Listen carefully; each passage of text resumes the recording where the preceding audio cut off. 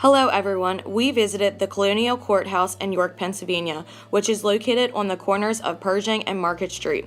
We decided to visit here because it was a reproduction of the original courthouse in the late 1800s. Normally, you wouldn't be smiling in the stockades as they were used as a form of punishment for setting fires and lying.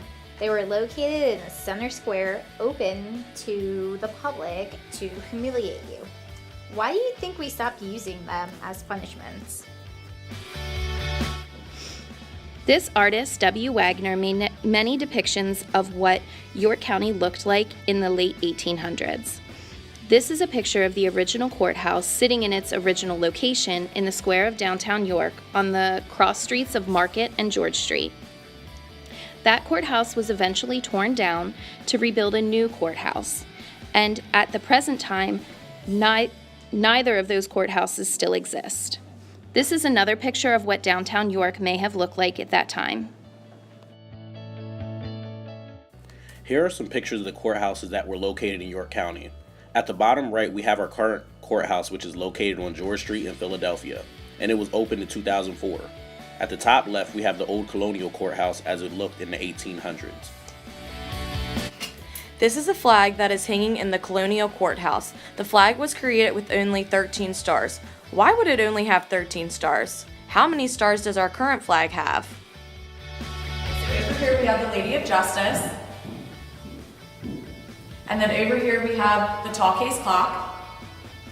And these were both from the original courthouse of the square of downtown York. This courthouse did not originally have a second story, but it was added a couple years later. And when they added the second story, they added a bell to the courthouse, which they rang for special events in the city and also to warn people of fires in the area. So it's actually not very easy to ring.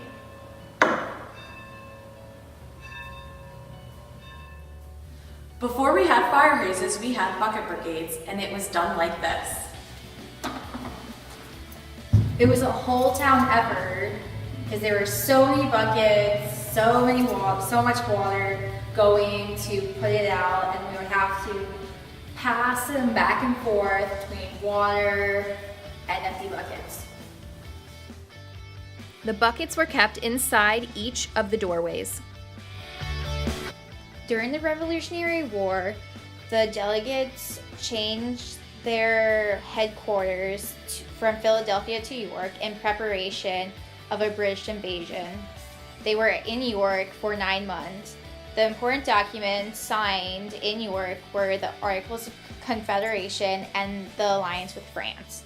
So when the representatives would be here and they would have to write letters to George Washington or back home to their states, they would use a quill, they would use the ink box, and the pounce pot of cuttlefish bone so that when they write with the ink, it will not smear and look all messy.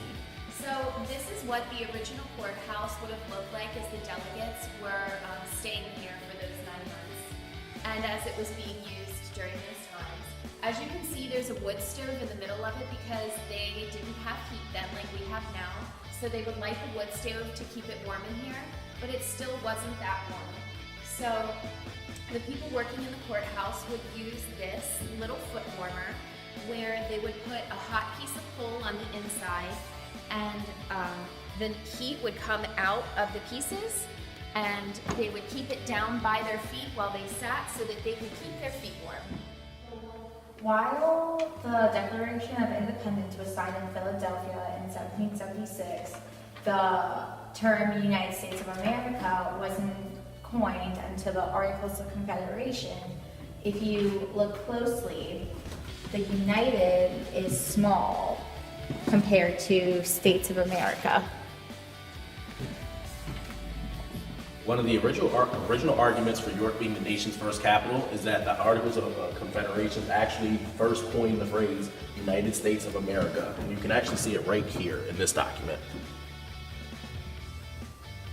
So the Articles of Confederation were actually adopted in York, Pennsylvania on November 15, 1777. This was a great experience to explore and learn about our local history in York County. We wanted to give a shout out to our awesome tour guide, Alexis, for welcoming us into the courthouse and being a wealth of knowledge. Thanks again for watching.